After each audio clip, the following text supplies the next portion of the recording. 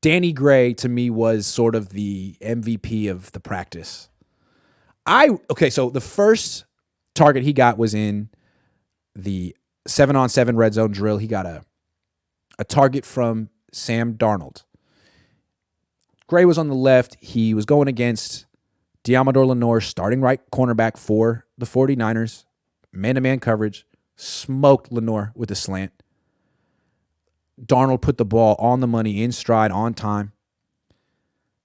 Danny Gray tried to catch it with his body, which he is a body catcher, and he dropped it. And I'm thinking right here, like, man, this guy's, I wrote him off right there. I'm like, this guy's he's not going to be good. He's not going to be he's a one-trick pony. He's Travis Benjamin at best. After that, he just took over. He destroyed Diamador Lenore.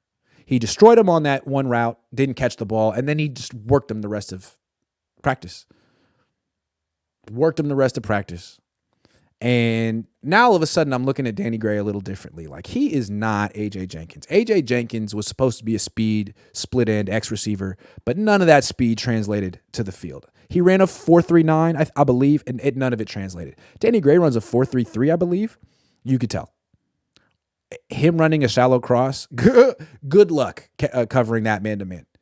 Honestly, that's scary. Him running deep crossers, shallow crossers, fades, good luck. He's really fast. The only question is he going to clank the ball off his chest? And if he does it a couple times in the games, are you going to go back to him when it really counts? But today, it was cool. He clanked it off his chest. They kept going back to him, and he made plays. Best play was on 3rd and long. He ran like I want to say like a deep button hook, caught it 25 yards, turned, ran across the field, touchdown. Like, his speed is legit. He is not a gadget player. He's not a flanker. You don't really put him in motion to get him a quick throw. He put him at X. You put him on the line of scrimmage. And if people want to play press man coverage, well, they better not get whoop deep. And if you play off and you play man, well, you better be able to run across the field in those shallow crosses. That speed is real. And I think all they ever wanted him to do was fill the Travis Benjamin role in the team. I think he might be able to do that. Plus, he's got the speed, but more than that, he looks strong this year. You know, Kyle Shanahan is like, he was a wide receiver, right? And he has high standards. But he was like a slot receiver who ran like a 4.8. You know, he was probably slower than the tight ends at Texas. So to him, you know, to be a complete wide receiver, you got to block. Because I'm sure he was a great blocker, right? As if he was good at anything. So Danny Gray, I get the feeling that he's a little bit more equipped to block now. And maybe he's a little bit more consistent in his practice performance. But I'm thinking he's improved a lot since his rookie year. Not saying he's a starter in the NFL. I'm not saying that. But as a number 3, number 4 guy who, again, like, if you put him on the field with McCaffrey, Debo, Ayuk, and Kittle, and Danny Gray's the 5th guy on 3rd down, dude, you're going to get him wide freaking open sometimes because everyone's looking at McCaffrey, Ayuk, Kittle, and Debo. Like, you can't double cover all of them, but somehow they're going to draw all the attention. And, you know, if your 5th guy who just gets forgotten about is Danny Gray, that's a touchdown. If it's Kyle Juszczyk, it's not a touchdown. So if it's Juwan Jennings, it's not a touchdown. Danny Gray is very interesting. Kyle, at his best in Atlanta, had a number 3 receiver in Taylor Gabriel, who was devastatingly dangerous because teams weren't thinking about him. They were thinking about Julio Jones, Sanu, and Hooper, and Freeman. So kudos to Danny Gray, who I've really been very hard on in a lot of offseason good and not so good reports. DeSwish1 says, if Kyle doesn't win a ring by 2025, his contract does not need to be renewed. Jimmy stays healthy and we have an injury. Bad looks for Kyle. Love the show.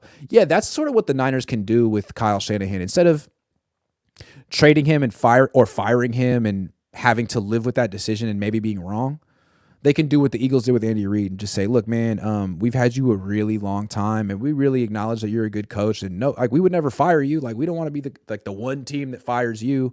But we're also not going to renew your contract. Sorry. We gave you like 10 years, dude.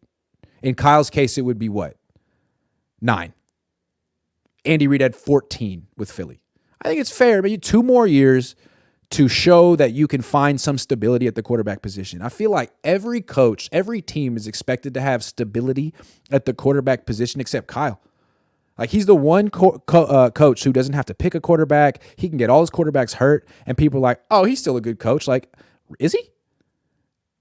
Like 18 quarterbacks in 15 years as a coordinator? Is he a good coach, or is he a guy who is just playing musical chairs at the most important position? I don't know. He's 2 more years to prove that he's not that guy. Jay says, do you think Trey will get his chance to start for this team?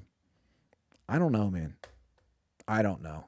I mean, last year, all 3 quarterbacks, I guess what I would say is, I don't care what the Niners are planning. I think probably all 3 quarterbacks will play this year. If not, Brandon Allen too. Sorry to be a jerk. Flave says, were any of the 11-on-11 in the red zone? No. And which starters on the O-line, D-line played in 11-on-11? Which QBs? Fair point. On defense, the only starters who played were Armstead, who played a few snaps, Cleveland Farrell,